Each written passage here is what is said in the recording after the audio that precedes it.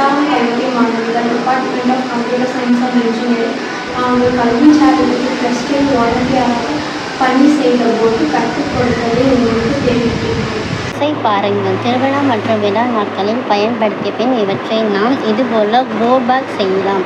மாடி தோட்டங்களில் பயன்படுத்தலாம்.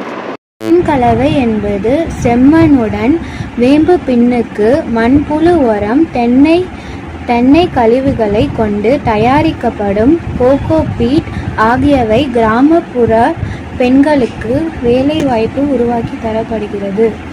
இந்த மண் கலவைகளை இந்த க்ரோபேக்கில் நிரப்பி கீரை விதைகளை தூவலாம்.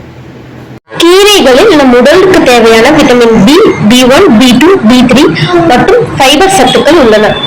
மகளிர் சுய உதவி குழுவுக்கு வருமானம் கிடைக்கிறது. பாருங்கள், நாம் வேஸ்டாக தூக்கி எறிகின்ற ஒரு பொருளை நாம் மாற்றி யோசித்ததால் எவ்வளவு பேர் பயனடைகிறார்கள்.